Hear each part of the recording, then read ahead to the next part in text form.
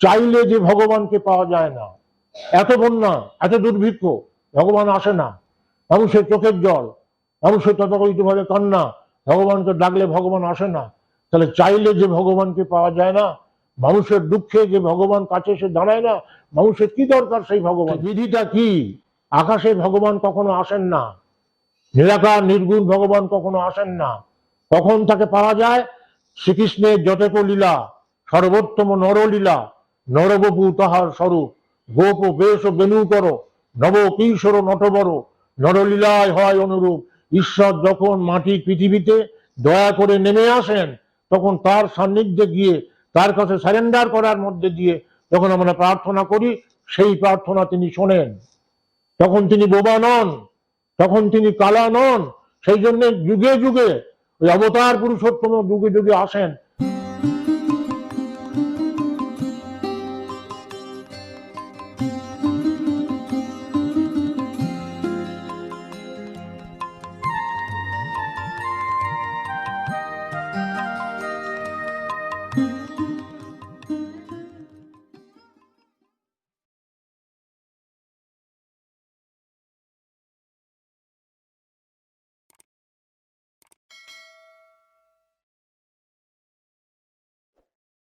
দয়াল পিতা, পরম পিতা আমার, অনলাইনে উপস্থিত গুণীজন মণ্ডলী, আমার কল্যাণী মায়েরা ও সদরপ্রতিম ভাতৃবৃন্দ, আমি সর্বপ্রথম পুরুষোত্তম শ্রী শ্রী ঠাকুর অনুকূলচন্দ্রের রাতুল চরণে আমার প্রাণের প্রণতি নিবেদন করছি। বর্তমান শতাব্দীতে শ্রী শ্রী ঠাকুর অনুকূলচন্দ্র এমন একটি বিষয় যে তার সম্পর্কে সম্যক মূল্যায়ন করা আমার মতো একজন সাধারণ মানুষের পক্ষে সম্ভব না। আমার এই মুহূর্তে অনলাইনে শ্রী শ্রী ঠাকুরের জীবন ও বাণীর আলোচনা করতে গিয়ে আমার আজকে ঠাকুরের জীবন্ত কতগুলো স্মৃতি বারে বারে মনে পড়ছে। কারণ ঠাকুরের বাণী পড়বার জন্য অনেক বই ছাপানো হয়ে গেছে, বাণী পড়া যায়, যে কোনো সময় আমরা বাণী পেতে পারি, কিন্তু ঠাকুরের জীবন মন্থন করা সত্য। এই যে দৃষ্টান্ত, এই দৃষ্টান্তের মধ্যে দিয়ে ধীরে ধীরে ধীরে আমরা দেখেছি আজকে ব্যক্তি, দম্পতি, গৃহ, সমাজ, রাষ্ট্র শ্রী ঠাকুর অনুকূলচন্দ্র তার যে একটা সামগ্রিক সমাধান, এই সামগ্রিক সমাধান দিয়েছেন। আমার মনে আছে একদা বিপ্লবী জনার্দন মুখার্জি, মার্ক্সবাদের দীক্ষিত বিপ্লবী জনার্দন মুখার্জি শ্রী শ্রী ঠাকুরের কাছে গিয়েছিলেন, তথাকথিতভাবে মার্ক্সবাদের দৃষ্টিকোণ থেকে কতগুলো প্রশ্ন করেছিলেন, এবং সেই প্রশ্নগুলোর উত্তরের মধ্যে দিয়ে ঠাকুর তাকে জীবনবাদের যে দীক্ষা, সেই জীবনবাদের দীক্ষা দিয়েছিলেন। এবং সেই জীবনবাদের দীক্ষা দেওয়ার মধ্যে দিয়ে তার চরিত্রের মধ্যে এমনতর পরিবর্তন আসলো, আমরা দেখলাম ঠাকুরের পায়ে তিনি আত্মসমর্পণ করার মধ্যে দিয়ে তথাকথিতভাবে একটা নতুন জনার্দন মুখার্জি তৈরি হলো। সৎসঙ্গ জগতে তার লিখিত বই কে তুমি বিপ্লবী, হু দাও দি রিভলিউশনারি, ঠাকুরের যে বিপ্লবী চিন্তা, সে বিপ্লবী চিন্তা ঠাকুরের সাথে জনার্দন দার যে আলাপ আলোচনা, সে আলাপ আলোচনার মধ্যে দিয়ে আমরা কিন্তু অবাক বিস্ময় লক্ষ্য করি। একদিন জনার্দন দা প্রশ্ন করছেন মার্ক্সবাদী দৃষ্টিকোণ থেকে, ঠাকুরকে প্রশ্ন করছেন, চাইলে যে ভগবানকে পাওয়া যায় না, এত বন্যা, এত দুর্ভিক্ষ, ভগবান আসে না। মানুষের চোখের জল, মানুষের তথাকথিতভাবে কান্না, ভগবানকে ডাকলে ভগবান আসে না। তাহলে চাইলে যে ভগবানকে পাওয়া যায় না, মানুষের দুঃখে যে ভগবান কাছে এসে দাঁড়ায় না, মানুষের কি দরকার সেই ভগবানকে? মানুষের কি দরকার সেই ভগবানকে? এমন তর চ্যালেঞ্জিং প্রশ্ন জনার্দন দা করলেন ঠাকুরের কাছে। ভগবান বোবা, ভগবান কালা, এত দুঃখ, এত মহামারী, এত বন্যা, কিন্তু ভগবানকে আমরা আসতে দেখিনি। তখন শ্রী শ্রী ঠাকুর কাছে জনার্দন দাই প্রশ্ন করলেন তখন ঠাকুর কি অপূর্বভাবে তার মীমাংসা করছেন। এই মীমাংসাগুলো যত আমরা দেখি তত অবাক হয়ে যাই, যতটুকু হেরি বিস্ময়ে মরি, ভরে ওঠে সারা প্রাণ।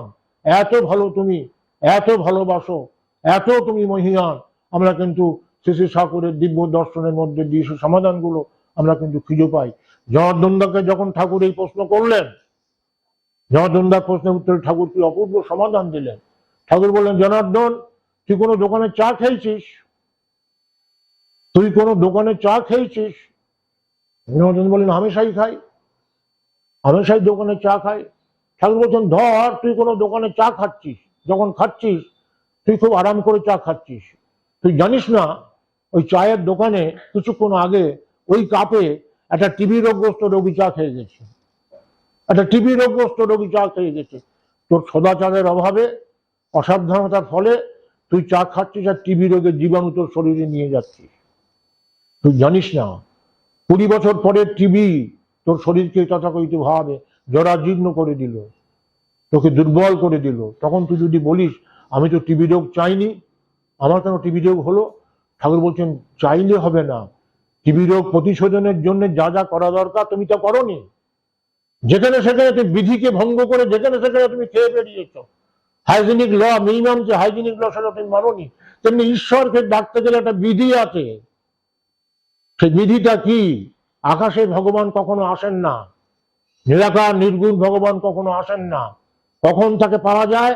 শ্রীকৃষ্ণের যতেক লীলা, সর্বোত্তম নরলীলা, নরবপু তাহার স্বরূপ, গোপ বেশ বেনু করো, নব কিশোর নটবর, নরলীলায় হয় অনুরূপ। ঈশ্বর যখন মাটির পৃথিবীতে দয়া করে নেমে আসেন, তখন তার সান্নিধ্যে গিয়ে তার কাছে সারেন্ডার করার মধ্যে দিয়ে যখন আমরা প্রার্থনা করি, সেই প্রার্থনা তিনি শোনেন। তখন তিনি বোবা নন, তখন তিনি কালা নন। সেই জন্য যুগে যুগে ওই অবতার পুরুষোত্তম যুগে যুগে আসেন। তাই ভগবান শ্রীকৃষ্ণ বলছেন শ্রীকৃষ্ণের যতক লীলা সর্বোত্তম নরলীলা, নরবপু তাহার স্বরূপ, গোপ বেশ বেনু করো, নব কিশোর নটবর, নরলীলায় হয় অনুরূপ। এই নরলীলায় ঈশ্বরের কাছে আসতে হয় অবতার লীলার মাধ্যমে। তিনি যুগে যুগে আসেন। When suffering shoots, existence crawls, intelligence wills to unfold, then surrender comes to rescue. ঠাকুর বলছেন পাপ দানবীর অত্যাচারে ডাকছে যে ন ত্রাহি ত্রাহি, চিহ্ন সে যে মোর প্রকটের, সন্দেহ তার বিন্দু নাই। ঠাকুর বলছেন যুগে যুগে এরা আসেন আর্তকান্নায়, এরা আসেন অযোধ্যার রাজপথে রামচন্দ্র রূপে, এরা আসেন দ্বারকার সিংহাসনে শ্রীকৃষ্ণ রূপে, এরা আসেন সারনাথের স্তূপ পাদমূলে ভগবান বুদ্ধদেব রূপে, এরা আসেন জেরুজালেমের জলপাই বনে যীশু খ্রিস্ট রূপে, এরা আসেন আরবের মরু প্রান্তরে লা ইলাহা ইল্লাল্লাহ মুহাম্মাদুর রাসূলুল্লাহ হযরত মুহাম্মদ রূপে, এরা আসেন নদিয়ার রাজপথে মেরেছে কলসির কানা, তাই বলে কি প্রেম দেব না। এরা আসেন দক্ষিণেশ্বরের দেবদেউলে শ্রীরামকৃষ্ণ রূপে, এরা আসেন পাবনার পদ্মা তীরে দেওঘরের লাল মাটির দেশে ঠাকুর অনুকূলচন্দ্র রূপে। এই যে জীবন্ত ভগবান, এই যে নরনারায়ণ, এই যে অবতার পুরুষোত্তম, এই অবতার পুরুষোত্তমের কাছে প্রার্থনা কিন্তু ব্যর্থ হয় না। নইলে নিরাকার নির্গুণের কাছে যে প্রার্থনা, সে প্রার্থনা কিন্তু ব্যর্থ হয়ে ফিরে আসে। এমনি করে জনার্দন দাস সঙ্গে যখন শ্রী ঠাকুরের প্রশ্ন উত্তর চলছে, সেই প্রশ্ন উত্তরের পর্বে আমরা দেখেছি ঠাকুর কিভাবে আমাদের সমাধান দিচ্ছেন। সুতরাং যুগে যুগে বাস্তব মানুষটাকে ধরতে হবে।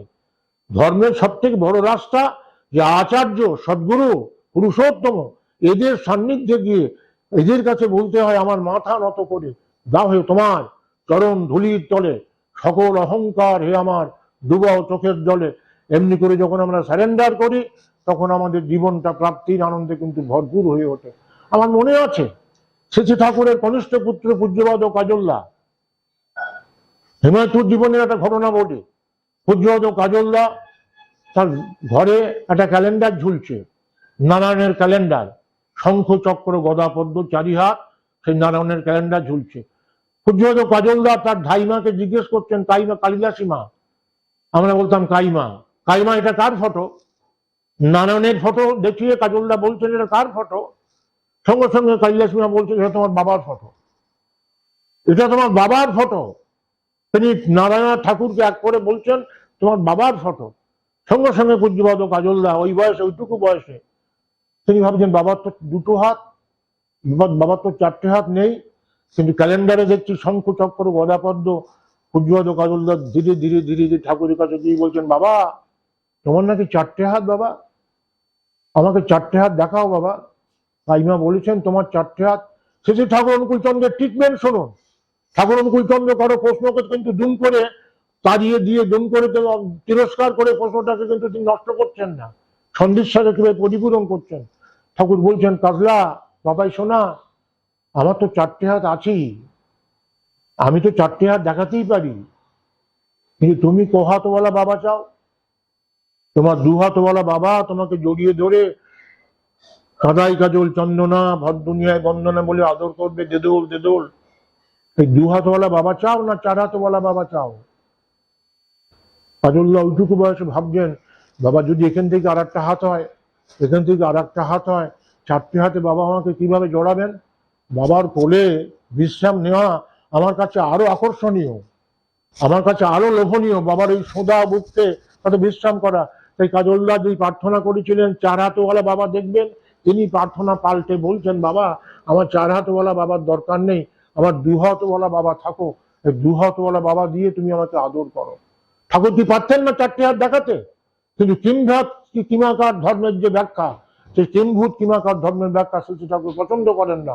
বারে বারে তিনি বলছেন ওই নরলীলা নরলীলা নরলীলা, তথাকথিত ভাবে ঠাকুর বলছেন যে আমাদের সামনে যে বিপন্নকে আয় কোলে আয়, খুদ পিপাসায় দুঃখ ভুগে, ধর্ম সংস্থাপনার্থায় সম্ভবামি যুগে যুগে। যুগে যুগে তিনি আসেন। তাই তিনি বললেন যে 2 হাতওয়ালা বাবা মানে রক্ত মাংসের সেই মানুষটা, সেই মানুষটার কাছে গিয়ে তার নীতিবিধি পরিপালন করার মধ্যে দিয়ে তুমি তোমার সত্যিকারের জীবনের যে আলোকবর্তিকা, সেই জীবনের আলোকবর্তিকা তুমি কিন্তু খুঁজে পাবে। তাই শ্রী ঠাকুরের দিব্য জীবন ও বাণী আলোচনা করতে গিয়ে সাধক মন্ডলীর কাছে, শ্রোতা মন্ডলীর কাছে একটা কথাই বলতে ইচ্ছে করে, ঠাকুরের জীবন তার বাণীকে রূপ দেয়, আর তার বাণী তার জীবনকে কিন্তু অনুসরণ করে। এই জীবন বাণী একই সুরে বাঁধা। আমার এই মুহূর্তে মনে পড়ছে, আমি যখন জয়ানন্দার সঙ্গে শ্রী ঠাকুর প্রণাম করতে গেছি, আমার বাবাও আছেন সঙ্গে, আমার পিতা স্বর্গীয় পূর্ণচন্দ্র প্রধান সভাপতি ঋত্বিক পাবনামলের, তিনিও আছেন। আমরা দেখছি যে একজন মহারাজ ঠাকুরের কাছে এসছেন, একজন মহারাজ ঠাকুরের কাছে এসছেন, ঠাকুর কাছে এসে প্রণাম করে বলছেন, ঠাকুর তথাকথিত ভাবে ঠাকুরকে প্রণাম করে বলছেন, ঠাকুর যার ব্রহ্মজ্ঞান হয়, ঠাকুরের দর্শনগুলো উপলব্ধি করুন। কিভাবে বাস্তব মাটির উপরে দাঁড়িয়ে, বাস্তব মাটির উপরে দাঁড়িয়ে তিনি ধর্মকে আমাদের কাছে বোঝানোর চেষ্টা করেছেন। যখন মহারাজ বলছেন, অদ্বৈত বেদান্তের সুর দিয়ে বলছেন যে যার ব্রহ্মজ্ঞান হয় সে কি করে, তার কাছে তথাকথিত ভাবে বিষ্ঠা এবং চন্দন সমান।